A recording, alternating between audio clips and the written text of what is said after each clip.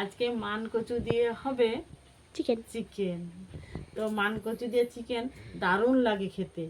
আমরা দেশে ঘরে বলি সাউর চিকেন। তো সাউর দিয়ে আজকে চিকেন বানাবো। সাউরটার কথা বলেছিলাম, এই সাউরটা এভাবে কেটে নিয়ে চলে এসেছি চিকেন রান্না করার জন্য। আর সঙ্গে নিয়েছি এই আলু একটু নিয়েছি।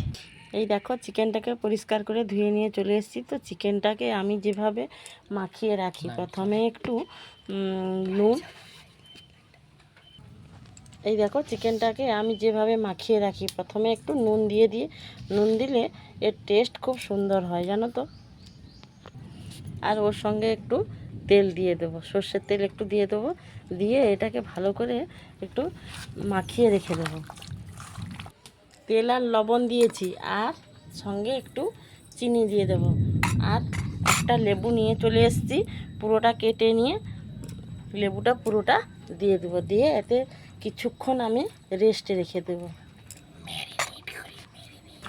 দেখো এবারে মাখিয়ে আমি ম্যারিনেট করে রেখে দেবো। হলুদ আর একটু নুন দিয়ে দিয়েছি। আর এই দেখো শাকটা যে কেটেছিলাম সেটা দিয়ে দিচ্ছি এর সঙ্গে, একটু হালকা করে আমি ভাপিয়ে নেব। অল্প করে ভাপিয়ে নিয়েছি, এবার আমি নামিয়ে নিচ্ছি। লাল লাল করে ভেজে নিয়েছি, এবারে এগুলোকে আমি তুলে নিচ্ছি। ওটা কিন্তু সেদ্ধ করিনি, কাঁচা আছে, এগুলোকে একটু ভালো করে ভেজে নিচ্ছি। একটু নুন দিয়ে দিচ্ছি, একটু হলুদ দিয়ে দিলাম, ভেজে নিয়েছি, ভেজে তুলে নিচ্ছি। কড়াইতে সর্ষের তেল ব্যবহার করছি আমি, তোমরা যে তেল হোক ব্যবহার করতে পারো, কোনো অসুবিধা নেই। পেঁয়াজটা প্রথমে আমি দিয়ে দিলাম, টমেটোটা দিলাম, কেটে রেখেছিলাম টমেটোটা, সেটা দিয়ে দিলাম এর উপরে। এই দেখো চিকেনটা এর উপরে আমি দিয়ে দিলাম। একটু ভালো করে কষে নিতে হবে, একটু ঢাকনা দিয়ে আমি কষবো।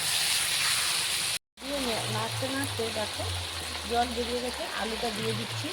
এবারে আমি জলে হলুদ আর লঙ্কা গুঁড়ো জল করে রেখেছিলাম, যেটা এর উপরে ঢেলে দিচ্ছি। দেখো ভেজে রেখেছিলাম যে শাকটা, সেটা দিয়ে দিলাম।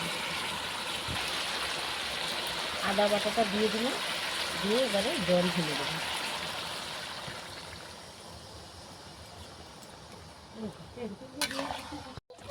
চিকেনটা আমার রান্না হয়ে গেছে, সাউথ চিকেন। তো আমি ছিল এই গুঁড়োটা, আমি গরম মশলার গুঁড়োটা উপর দিয়ে ছিটিয়ে দিলাম। আজকে বাড়িতে হয়েছে সাউথ চিকেন। তো কেমন হয়েছে বন্ধুরা তোমরা অবশ্যই কমেন্টে জানিও। তো আমার নাতি বলেছে খুব সুন্দর হয়েছে।